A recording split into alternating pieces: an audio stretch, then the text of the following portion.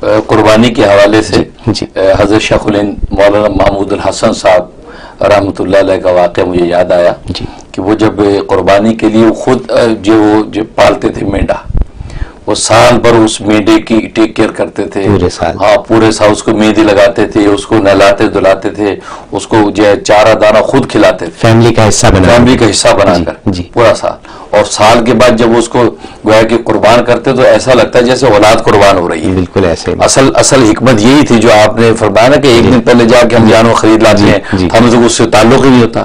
اصل میں تعلق پیدا کرنے کی یہ نظیر بتائی تھی کہ خود جانور آپ پالیں.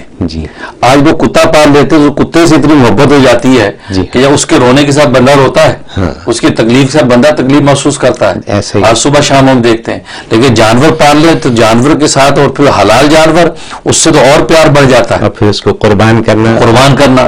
تو حضرت شیخ الہند نے اسی طرح کرتے تھے. انہوں نے ایک مرتبہ ایک جو ہے نا وہ پالا، چھوٹا جو ہے وہ کیا کہتے ہیں، بیل کا جو ہے نا وہ بچڑا. اس بچڑے کو ٹیک کیئر کیا، پالا اس کو، مہندی لگاتے، اس کو نہلاتے دھلاتے، یہ پورا سال پالا. اور جب یہ میں نے کہ آپ درس حدیث دیتے تھے دار الحدیث میں، تو وہ آپ کے ساتھ ساتھ چلتا تھا، بعد دروازے پہ بیٹھا رہتا تھا. آپ جیسے درس دے کے نکلتے تو آپ کے ساتھ ساتھ چلتا تھا، یعنی ایسے جیسے کہ بیٹا اولاد بن گئی. تو کہتے جب وہ ذبح کے لیے نے جو قربان کیا تو اس کی آنکھوں سے بھی آنسو نکل رہے تھے اور حضرت بھی رو رہے تھے. یعنی وہ بھی دیکھ رہا حضرت کو آنکھوں سے آنسو جاری ہیں وہ جانور کے، کیونکہ جذبات احساسات جانور کی بھی ہوتے ہیں، اور حضرت بھی اس کو دیکھ کے رو رہے ہیں.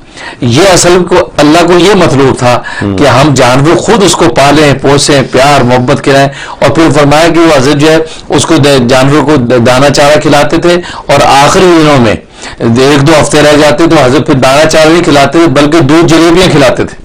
جہاں اس کو دودھ جلیبیاں کھلا رہے ہیں اور اس کو جو ہے بادام پستے کھلا رہے ہیں، کیونکہ اللہ کے لیے میں نے قربان کرنا ہے اس کو. اور ظاہر ہے کہ اللہ کے راستے میں جو چیز آپ قربان کریں وہ کتنی اس کو عمدہ اور محبوب کر کے کریں گے تبھی اللہ عطا کریں گے. تو اس لیے جو ہے نا تو یہ حکمت یہی ہے کہ وہ جانوروں کو خود پالنا چاہیے. اس لیے میں کہا کرتا ہوں کم سے کم اتنا تو کریں کہ چھوٹی عید کے بعد جانور خرید لیں اور اس کو بقرہ عید تک کم از کم پالے پوسے، اپنے ساتھ مانوس کریں.